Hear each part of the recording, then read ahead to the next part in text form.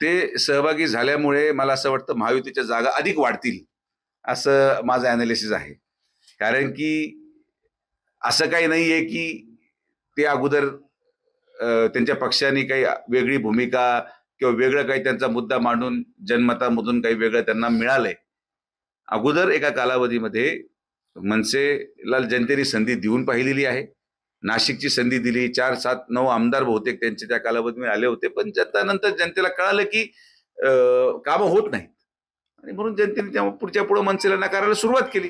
तर असं काही नवीन वेगळं घडेल असं मला अजिबात वाटत नाही. उलटं महायुती बळकट राहून अधिक जागा महायुतीच्या येतील हा माझा स्पष्ट अनालिसिस आहे. नाही, आता ऑपरेशन लोटस म्हणण्यापेक्षा कार्यकर्ते जे इच्छुक असतील ते आपले आपले पक्ष निवडतायत.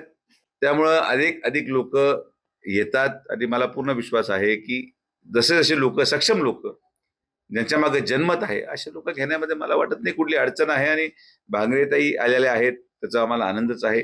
अजून काही मोठे नेते येऊ इच्छितात तर तो निर्णय माननीय मुख्यमंत्री महोदयांचा, पालकमंत्री महोदयांचा आहे आणि त्यांचं नाव आता सांगणं संयुक्तिक नाही. पण याच्यामध्ये कुठल्याही प्रकारे तसं काही बातम्यांमध्ये दाखवलं जातं की इनफ्लो चालू आहे किंवा पक्षनिष्ठ डावलली जाते. जर माणूस सक्षम असेल, जर माणूस जनतेमधला असेल, जर जनतेच्या मनात तो व्यक्ती असेल तर मग कुठल्याही पक्षाला सक्षम उमेदवार किंवा सक्षम माणसाला घेण्यामध्ये कुठलाही कमीपणा वाटायचं काही कारण नाही. मी डॉक्टर या नात्याने माझं ऑपरेशन माझ्या पद्धतीने करतो.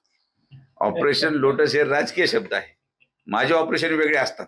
माझ्या ऑपरेशन मध्ये फाय होऊन जातो माणूस डायरेक्ट. त्यामुळे हे बाकीचं पक्षप्रवेश होणं असं काही शरदचंद्र पवार राष्ट्रवादी काँग्रेस एकटं गट टार्गेट नाहीये.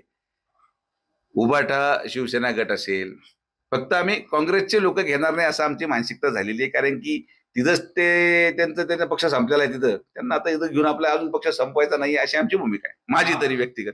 हे अतिशय हास्यास्पद मोर्चा आहे. जोपर्यंत लोकसभेमध्ये आता माझ्या लोकसभेमध्ये माझा पराभव झाला तेव्हा तेच मतदार यादी तीच आहे आणि विधानसभेमध्ये आता त्यांचा भुईसपाट झाला त्यामुळे आता मतदार यादीवर आक्षेप घेणं ही दुटप्पी भूमिका महाराष्ट्राच्या जनतेला पूर्णपणे ज्ञात आहे.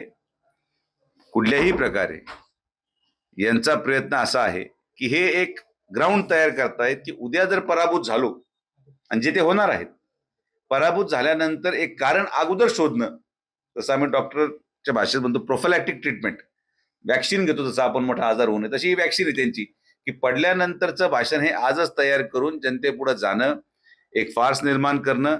आणि मला पूर्णपणे विश्वास आहे की या मोर्चा ही गोष्ट सिद्ध करून जाते की त्यांना येणाऱ्या स्थानिक स्वराज्य संस्थेच्या निवडणुकीमध्ये त्यांचा पराभव स्पष्ट दिसत आहे.